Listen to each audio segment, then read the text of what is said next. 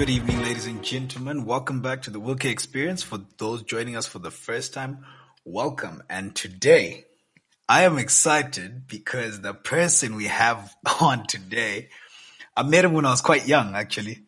Young and stupid, if I should say. Met him at a party. Funny enough, party one of my friends hosted, and it was a bride. Yeah, so 10 pulls up and, he's all swagged up. He pulls up with a group of guys. I'm like, you know what? This is what happens in America. It looks like, these rappers move around with goons, yo. So, okay. I'm like, oh, who are these people? So that's my first time. So 10 gets to the bride stand and then looks at one of the kids. One of the kids is from George's, and he says to the one kid, hi, guys. Actually, he said to all of us, he's like, hi, guys, I'm 10. Now we all look at him like, okay, what's up? And then he's like, you guys don't know me? Oh, God. And then everyone's looking at him like, yeah, not quite, eh? But anyway, okay, cool. He's chill about it. And then a couple of seconds later, he's formed a circle now, and someone's doing the beat.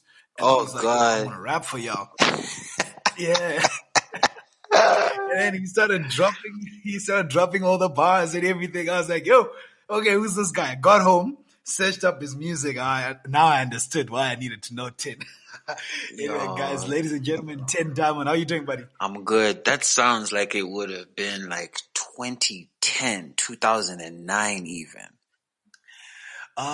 Funny, it was 2012. Actually. Okay, yeah. I was thinking any time before, like there's a certain, yeah, okay, no, that makes sense. I recognize that version. Oh, so you've evolved over time, huh? As we do, as we must. Yeah, as we must. Now, I like that. For those who don't know Tehn Diamond, so Tehn Diamond was a part of Few Kings, together with Take Fizzle and Junior Brown. So these guys so would you guys call yourselves a boy band? I've always wanted to ask that. Is that a boy band? Hip-hop supergroup.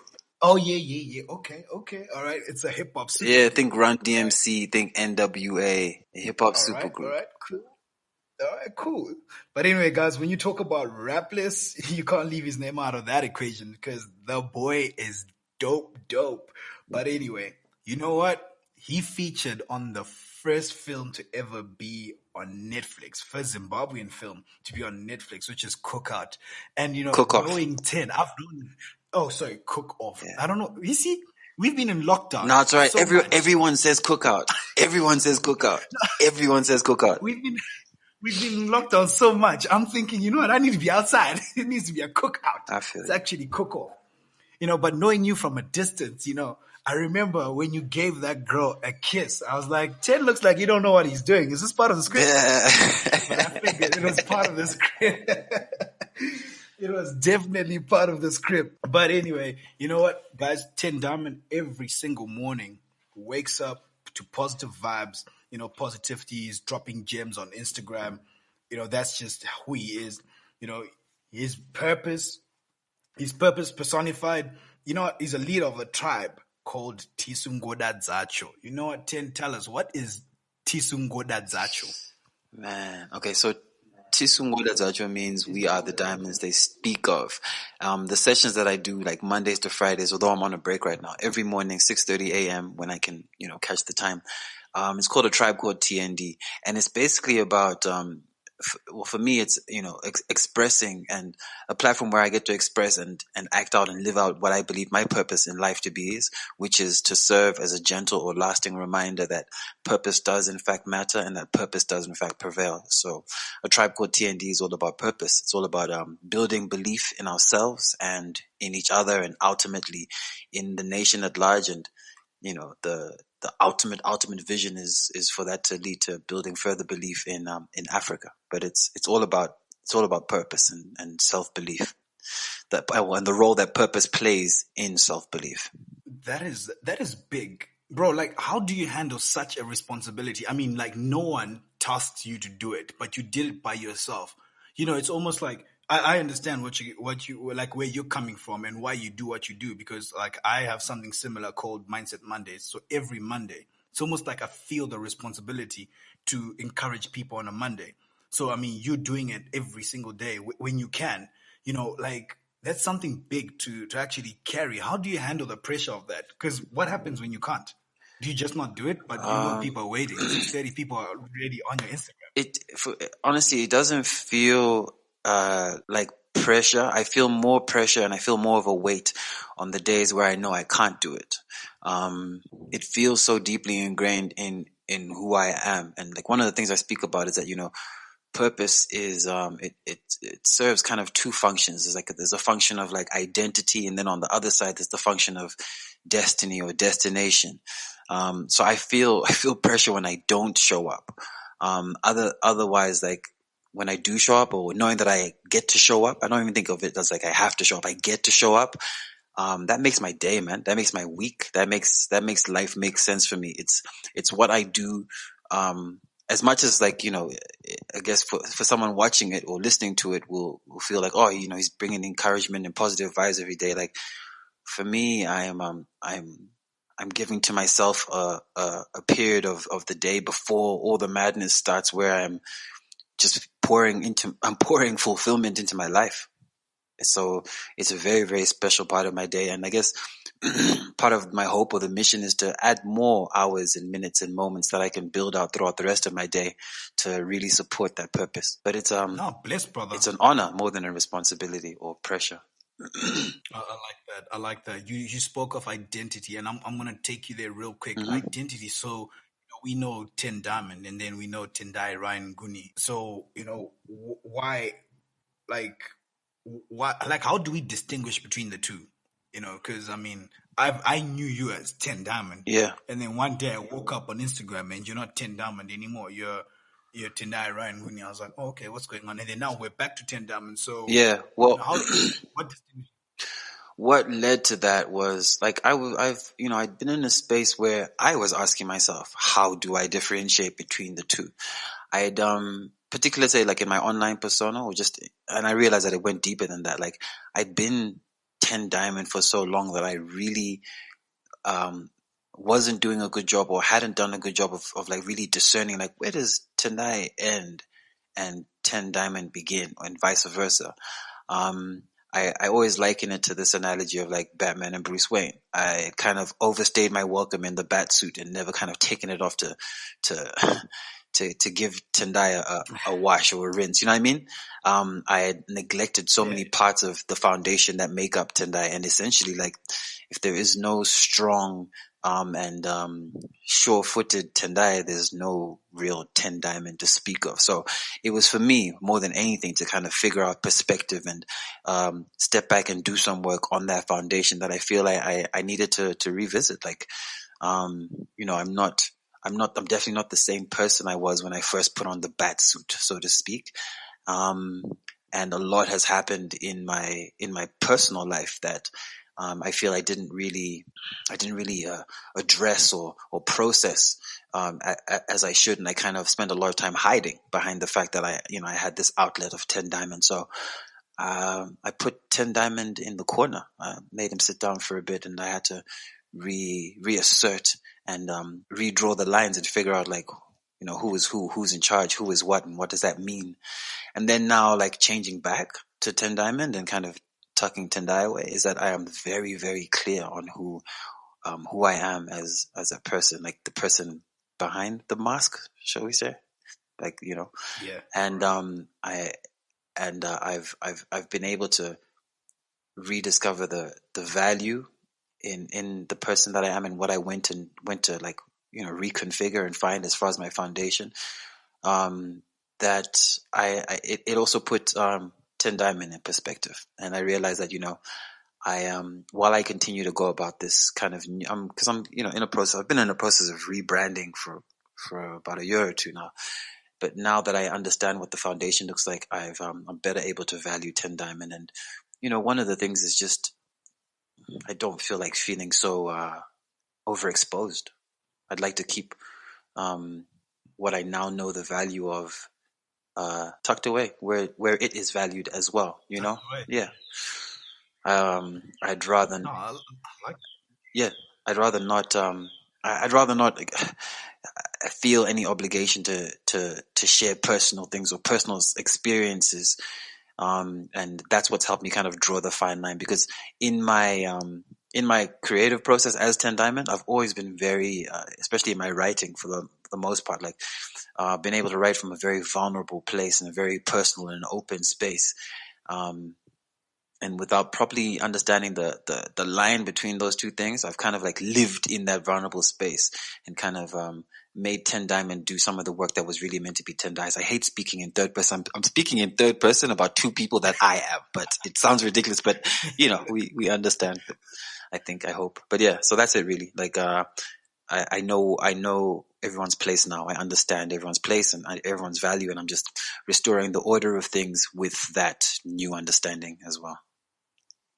All right, thank you. Know what, that is such a deep explanation, and obviously this is going to shed more light because obviously people are, they never get to ask you these questions. I'm actually privileged enough to actually be on this podcast with you.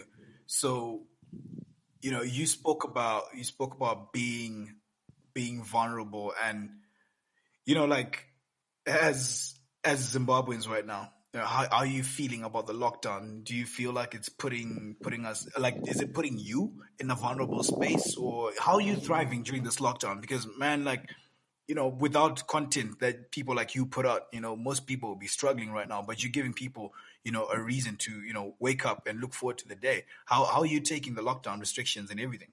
Mm, that same content feeds me, so I'm good. And I like, if there's anything I learned from last year's lockdown, I just learned that, okay, cool.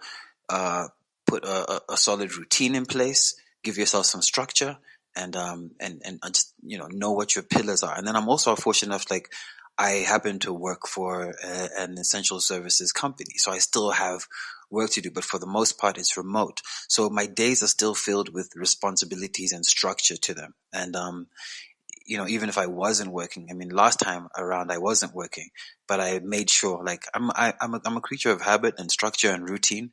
And so the moment chaos starts knocking at the door, I put up as much order as I can, and that's what it's been for me. I'm a very firm believer in the fact that there is gold in every situation. There is something to learn, whether it's about the world or about ourselves, in every situation. And my instinct is just to go digging for that. Like, I'm not very good at dwelling on a bad situation or complaining. I like to find the silver lining as fast as I can, and then also try to be able to share that with others, and bring others along with me as well. I don't like to wallow. Okay, cool, cool. Okay, great. You know what? I just realized, when you're speaking, I'm thinking about myself, and I'm like, you know what? Ten does a lot of self development because, like, I start to sound just like you when I've been, on a roll doing my self development and stuff. So, you know what? If you don't mind, would you run us through like your morning routine? Like, actually, you said Yeah, you're a creature of habit. yeah. Like, can you run us through your routine? Like, when you wake up, I, just from when you wake up until you leave the house, what's your routine like? um, I wake up at 3:55. Um, I drink some water. It's okay. It's wake up, water, and I recently just tweaked it, so it's wake up, water, worship, which basically involves like some time in the Bible, praying, reading some scripture. So we have wake up, water, worship, um, work out, wash up. I like to make it like, I have to make it memorable. I have to make it rhyme, not rhyme, but like make it so I can remember it. So I try to make You remember it. everything W words.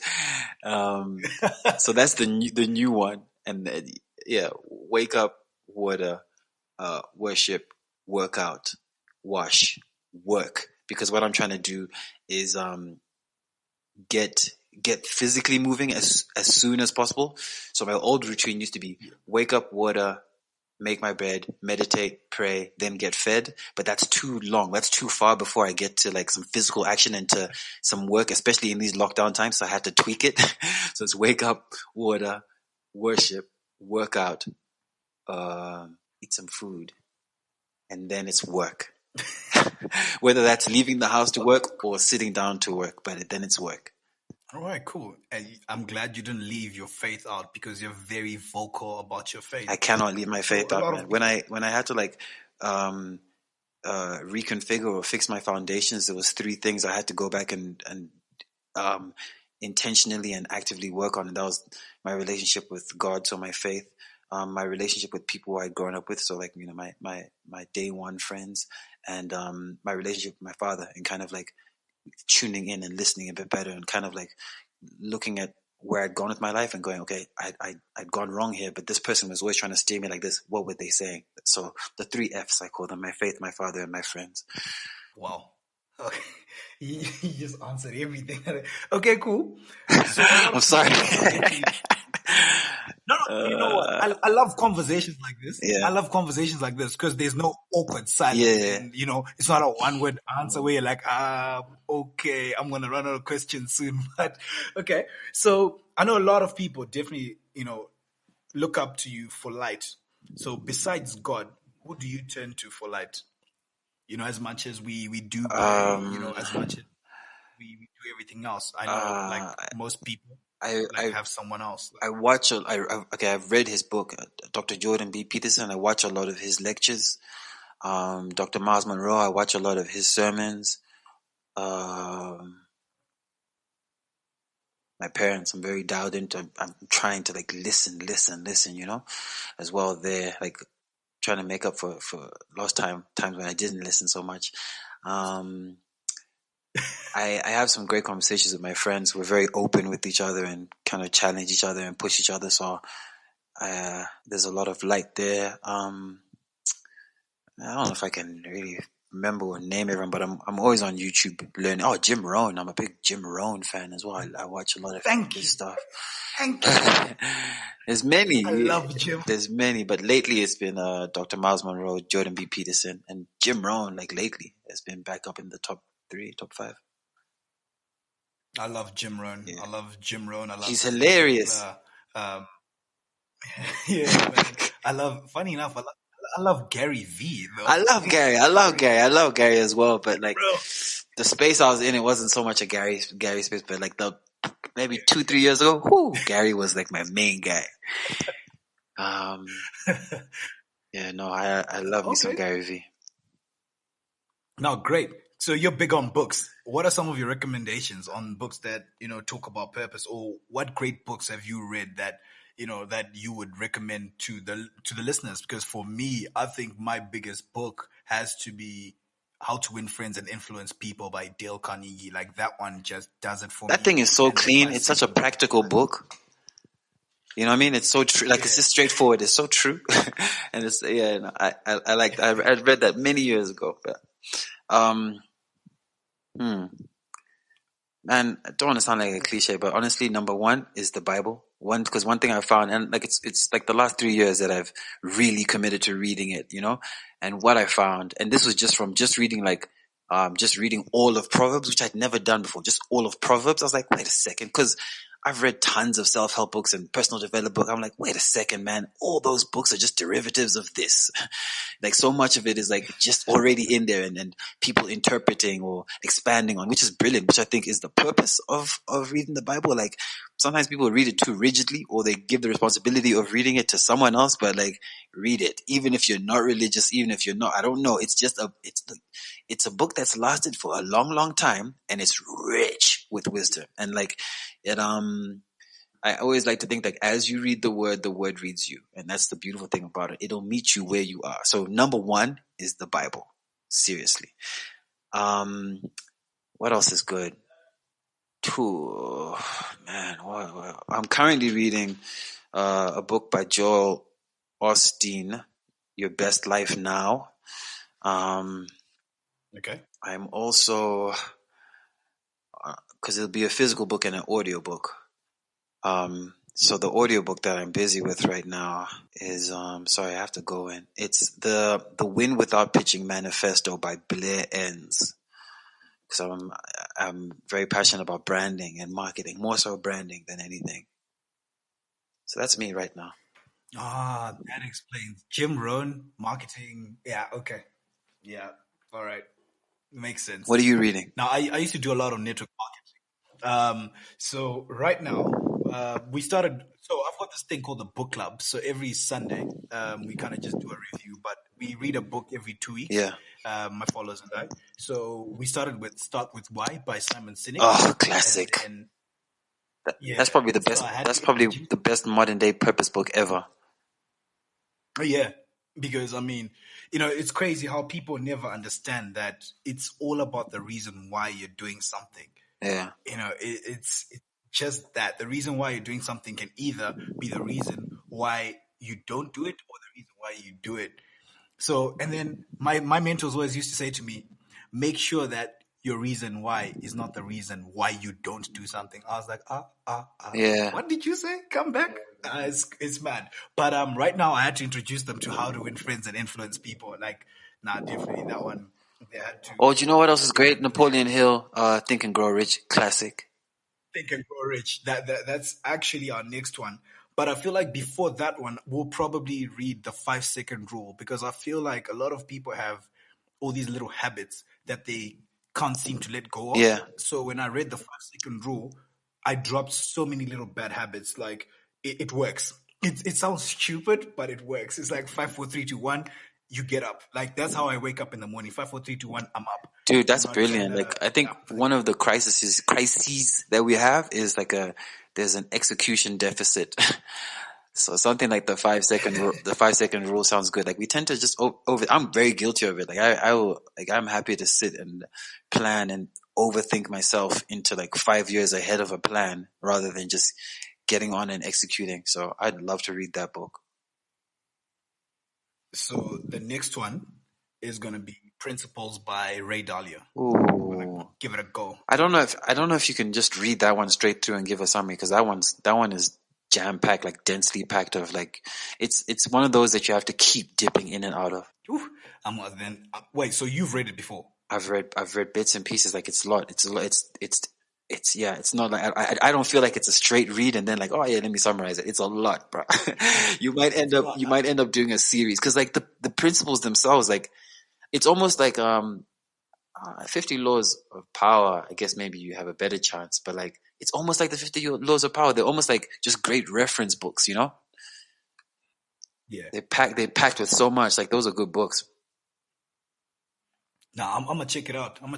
Speaking of Ray Dalio, and because I associate Ray Dalio with business. Let's talk business. Do you like any side projects? Like, are you business minded? Do you operate in that zone? Because I'm a serial entrepreneur, so that's really that's really my main thing. I've got a couple of businesses that I run. So, are you into business at all? You know what? I used to always answer very quickly and say, yeah. But what I came to learn and really accept about myself is I'm very, very, I'm a fountain of ideas, right? And, my gift and my curse is that I procrastinate through planning. So to say that I'm maybe business intent, business. No, wait. What does Gary Vee say? There's entrepreneurs and wantrepreneurs. I spent a great amount of time being a wantrepreneur. That's the truth. So it's only in like recent years that I've kind of sifted away all the millions of ideas and gone, you know what? I'm focusing here. So I do have, side projects or things that I'm working on. I mean, even Tisungoda Zacho itself is a business that's in development. And then there's like the strategic brand development side of things that I do as well, like a consultant, and now kind of growing that into an agency, which is part of why I'm reading the Win Without Pitching Manifesto and things like the 7-Figure Agency. Otherwise, I try not to have too many projects because I've got what's it called? Shiny object syndrome. Oh yeah. I'm very much a creative, dude. I'm Like, very much a creative. Like, so, like I'm addicted to the next idea. Dope. No, I'm like I used to be like that until I had to cut it down. Yeah. So now I collaborate more than anything else because I've got all these ideas.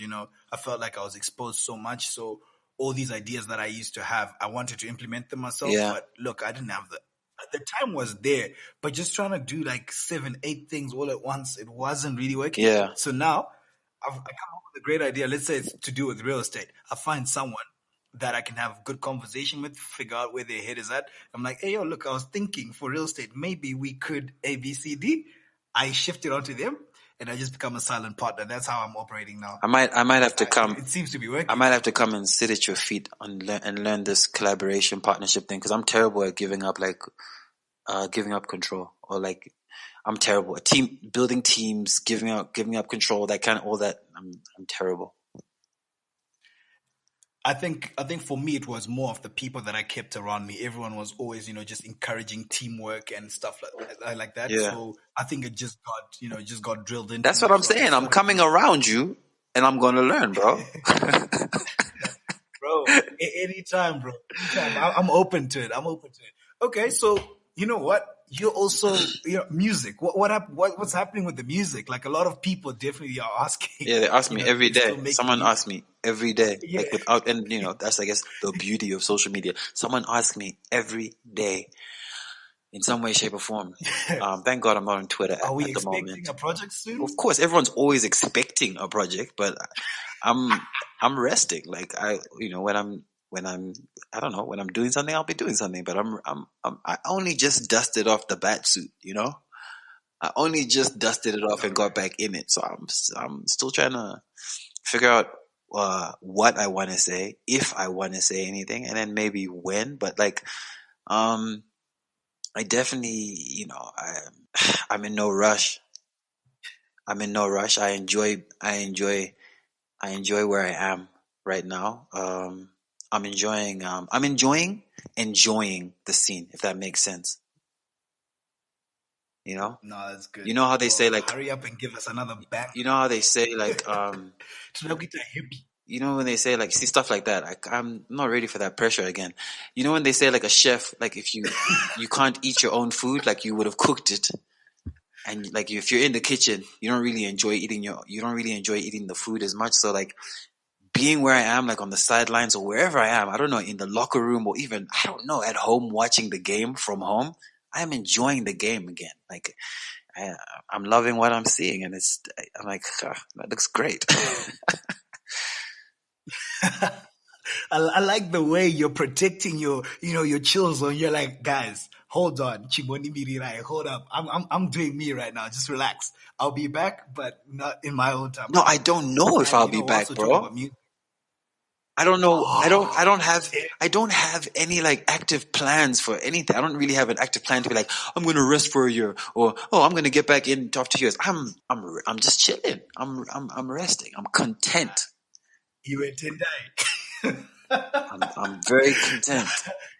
Well, you know what? You're in trouble, because Shaldo just joined us, and I know he's dying to say something. So Shaldo, take it away. Don't do that. Let's not break Shaldo's heart. Shaldo, I don't want you to have to hear I don't want you to have to hear any of this. Tehn, I think this is the part that I actually walk out. But I'm just gonna run you back to something that you said, and it's still on music. Yeah. Obviously you're aware I'm a huge fan of your music, and I mean from as far back as student of the game, and I always talk about this. My dad and I, we geek out over Lost Sons too. There's something you mentioned about, you said father, you said God, father. Yeah. Reconfiguring my foundation, my father, my faith, and my friends. I wanted to understand your thought process when you're writing Lost Sons, and how that speaks to that story, if you don't mind, talking about that. Okay, with Lost Sons, right? I had just experienced, or I was going through, or I had come out of? I'd say I was going through a very, like, probably the most serious breakup of my adult life, right? My young adult life, because Taiwan Wakuru. And I wrote that one as like, I kind of put myself into my father's shoes, and I wrote myself a letter from him. What I felt or hoped, or because in a lot of my music, particularly when it comes to my old man, like I would take something he said to me in the past and interpret it and expand it into like into something that I can understand, if that makes sense. And so that's what Lost Sons 2 was. That was me talking to myself through him. And that's why, like, when it's saying, like, and this is the first time I've ever explained this song. Man, how does it even go? It says, There's still some life in you yet. There's still some life in you yet. Yeah, it starts out with him saying, "There's still some life in you yet," because I'm seeing myself from outside myself. I was like, "Yo, you're broken, bruh. You're down. Like you're not all the way there." And so that song is him talking to me and building me back up, but me talking to myself through him and building myself back up. And then even in the chorus, I think I used Kumanya Kuskushika. That's like a saying he's always said to me. He's always said to me. So that's why it literally goes, Jikanzina baba mwana kure kwandakava kure kwa uchaendawo, and you will get lost, but I pray you find your home. So that's what that was. I think what I love about that is it did a lot for my dad and I'll tell you that. And I've been, I mean, I don't get into the details, but I've always said that if there's any person in my life that I've had the crazy back and forth with, it's my dad. Yeah. You know, it's well, really same here, bro. yeah. And I really, we both really resonated with that. Yeah. And if you were to speak then to your son, what would you say? In that situation? No. Just like if you could say anything at all to your son. This is Tendai today talking to, to his unborn, so to say. What advice would you give to your child? Listen to Lost Sons 1, listen to Lost Sons 2. and let's have a conversation about how Lost Sons 4 is gonna come out, because I already have conceptually I've had what Lost Sons 3 is for like years, because Lost Sons 1 was me like talking directly, but like it like in third person, but the other way around, and then Lost Sons 2 was father to son, but me through him. Lost Sons 3, I already know what that's about. Lost Sons 4 by then, man, would that be too far away as far as like when I have a son? But I know that Lost Sons 4 is gonna be around my own fatherhood. I absolutely know that. Lost Sons 3 I know, Lost Sons 4 I know. So yeah, I tell them to go listen to Lost Sons 1 and 2 and then let's have a chat. So I can explain some things. I got some experience to do. I like it. Look, that's what I love about my body of work. Like I've been keeping one big long journal, and I look forward to like my kids, my grandkids, my great grandkids being able to go through this body of work and like feel like they know me or knew me.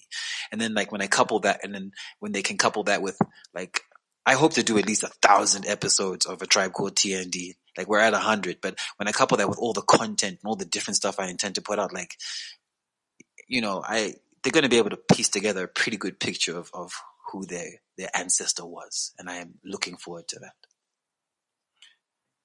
It's crazy because, you're speaking right now. And, for me, I'm like, this guy hasn't even started.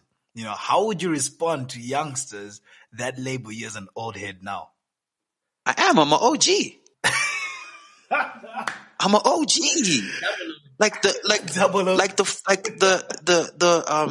The form that Zim hip hop is in today, that they even have like to be able to say like there's a generation or like old OGs right before them who they can say like we grew up not just following and listening to the guys, but like chasing after the pace they were setting. We didn't have that. I didn't have that.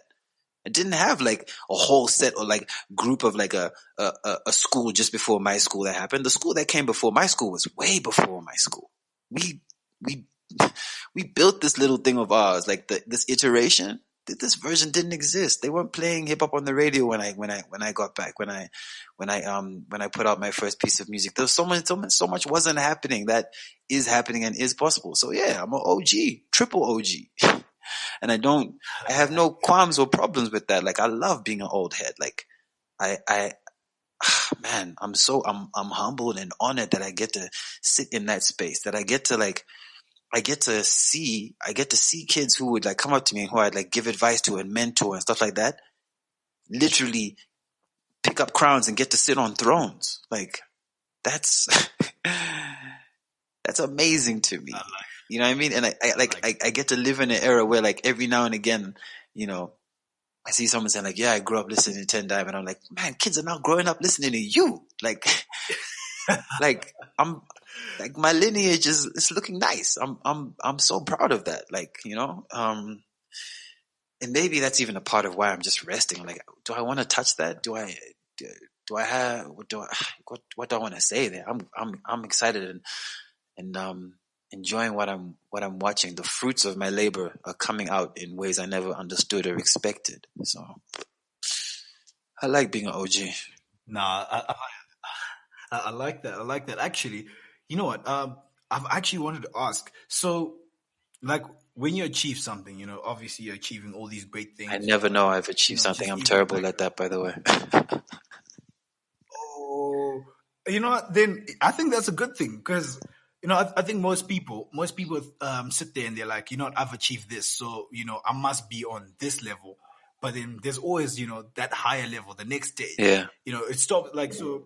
People don't then really move on to the next stage because they just feel like, oh, you know what, I've made it. Yeah. How do you handle that? Well, I mean, you've already said you struggle to know when you've achieved something. So but when you do know you've achieved something, it's like, are you gonna be like Elon Musk? Like, I'm pretty sure you saw that saw that tweet where someone was like, oh, Oh, you're Elon the Musk is now richest the man. Yeah, yeah, the yeah. world. And he's like, how strange. Okay, back to work. is, Um, is that how you function? It's like, okay, I've achieved this today. Then tomorrow it's like, I did good yesterday, but let's soldier on. Let's keep pushing. Is that how do you you are, or you're know? different? Do you know what this period of like rest, this creative hiatus, has done for me? One of the most incredible things is I've got to have so many conversations with people, and they've like, man, I've had people call me like, man, I've had long conversations with. Because I've always been very like accessible, so like even like my number. If you want my number, you can get it somewhere. Like I've said it on radio, I've said it on TV. I've just put it out there a lot, and like Yeah. I've got to learn of the kind of impact that my career has had through these conversations over the last 2 or so years, and that has been like this kind of process of like, Sha, you didn't do nothing. You've actually done a span, bruh. And like I was never keenly aware of that. I've always been like, of course, in the moment, I've enjoyed like a good show, or like, oh man, my song is number one, or what. But like, I've never had that feeling of like, man, yeah, you killed it. You've done this, this, this. But like, it's from having it like like told to me that has really done a lot. So I don't know. I think where I have my sights set, so I guess so large and sometimes so ridiculous that it's hard to really appreciate the smaller wins, the smaller victories and what have you. But I'm trying to get better at that. But I don't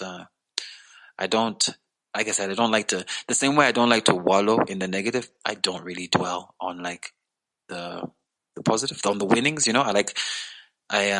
Like with the live episodes, right? Every single day is different. I'm very nervous when I do them, but like some days I'll do a session and they'll go like, 1,000 views, and then like I'll do one and it'll be like 300 views, but I don't care either way. It's not that I don't care. It's like I just want to do the next one. I'm like, cool, let's do the next one.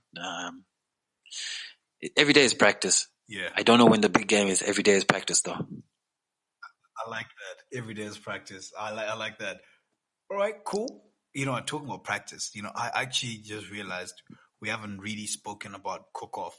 So what are some of the biggest lessons or takeaways you got from your character in cook off? From my character wasn't that deep. I think it was like Really? you were the guy, the guys in the background, like the ones that just have the most impact, but they're just chilling in the back. And then all of a sudden, it's like, who made it happen? It's like, hey, yo, it was this guy here. I don't know if I'm wrong, but I feel like I guess Prince is a very charming guy, charming, supportive. The thing about Prince is like a lot of Prince is kind of like just who I am in a relationship naturally. Like my 2 love languages, my top 2 are words of affirmation and acts of service. So Prince was like, right. It wasn't a lot of acting. Like that's where I lean towards. So I'm incredibly supportive in a relationship. I'm always trying to build up I'm always trying to build up my person. I'm always like always trying to pour belief, but those are my settings as a person. as well. So it wasn't too far for me. It wasn't too far from who I am. Well, speaking about love, can we go there? You can try. You know what? You know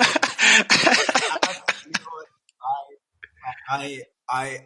I'm really you know what? I don't even. I've run out of words now because it's such an honor to actually steal an hour of your time for you, just to get on this podcast, and I can't wait to work with you, and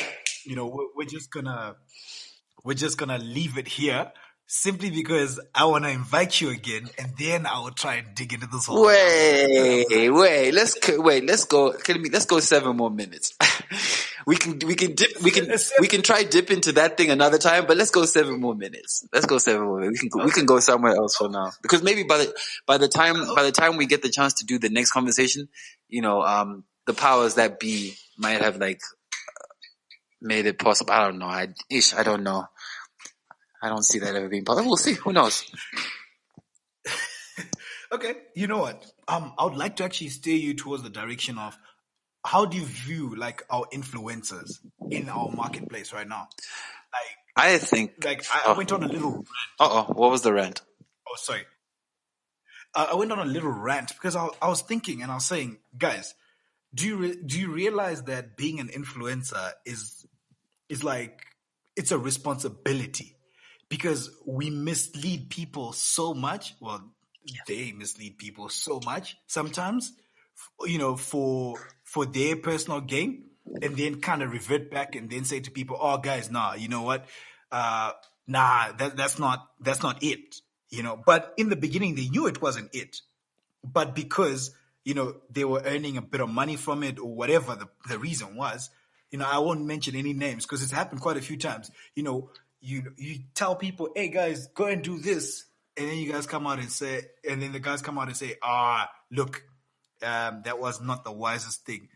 Are we not doing our research as influencers? What is going on? Because I feel like half the time we're just being misled by this person and that person, and then we're just told, "Hey, oh, sorry," but how many lives have you ruined?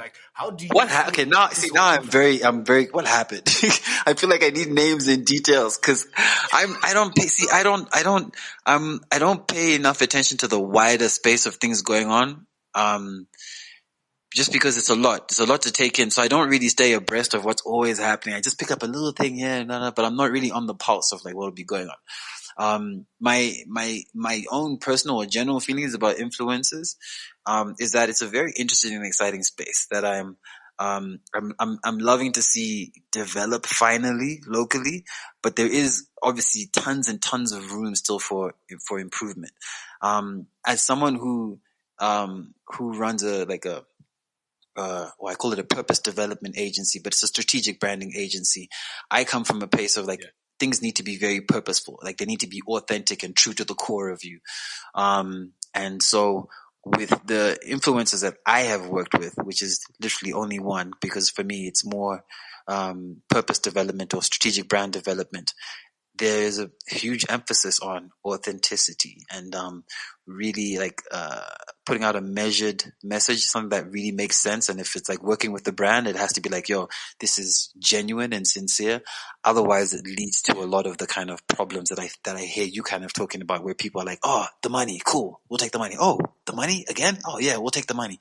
And then it ends up catching up with you because it just doesn't make sense. I'm just glad that we're out of the era, and no disrespect, but we're out of the era where every brand felt like for every campaign, Ja Praise was the influencer to call, and the what's it called? The landscape has broadened and diversified, and I think that can only benefit the audiences more because it gives the brands an opportunity to go a more authentic route, and also the micro influencer is rising. So again, more opportunity for the brands to go a more authentic route, and also for the audience to not feel like they're being lied to or sold to so much. I mean, no one wants to be sold to; everyone wants to buy. So I like what's happening. It'll as with anything that's growing or developing, it'll have its teething problems. But I think for the most part, it's nothing but a good thing. And I mean, influencer marketing has been around since forever. It's just taken on different forms now, and it's I guess more accessible and democratic right now. But with great power comes great responsibility, and we're not all used to that. Yeah, I'm actually loving the space that we're entering because, I see companies like Old Mutual, they're starting to reach out to, people that don't have so many followers. Because I think the influencer part of everything, as it was probably understood in Zimbabwe before, was probably how many followers does this person have and stuff like that. But then, it's for me, it's really just the impact. Yeah. The impact, just the influence that person has on 2,000 people. Because sometimes I look at my account, I've got 16K followers, and then it's like, okay, so before sorry, Karen. Yeah. so before I would have I've got 16K followers, and I've got 300 likes. Yeah. I'm like, what is going on here? But what I started appreciating was the constant 300. Yeah. The constant 300, because I knew at any given time I'm speaking to at least 300 people. And then it kept on growing. I was like, okay, so this is my influence. Yeah, right man. here. It's more now about community and engagement, and not so much just reach and numbers. And I think the more we lean and go towards that direction of engagement and community and quality of content, the better space we're gonna be in. Because as a people, we're incredibly creative, and we have a lot to share with the world and with each other. And I think it's a very promising space for us. Would you consider yourself an influencer? Of sorts, I guess. Yeah. Right now I feel for my audience because, I'm in a transitional phase. It's like, is he a rapper? Is he an actor? Is he a motivational speaker? Is he? And it's like, but once the dust settles, I think, maybe it'll be a little bit easier to be on the boat when it's not rocking so much. Dope. I can't wait. I can't wait to sit down with him. I've got so much to tell you that I can't say on this podcast. Cool. So I think we can leave it. We can leave it here. I'm happy. We can leave it here, but man, on behalf of all the fans of Tehn Diamond, I just want to say we need some music.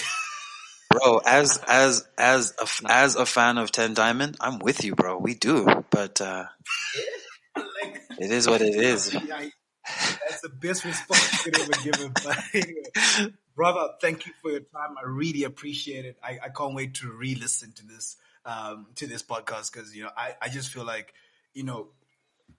I love authenticity, and just the way you're answering questions as truthful as possible. And that's one thing that we need to keep encouraging the youth and everybody really. Yeah. Just to be yourself, and just being yourself, because I feel like the authentic ones always win. The real ones always win. That's just how it is. Just like Gary Vee always says, kindness always wins. That's just how it is. So thank you so much for your time. Thank you so much for having me. We hope to have you back soon. Hey, maybe I'll be back with music. Thanks, brother. You have yourself a good evening, and I'll catch you next time. Thank you so much, man. Take care.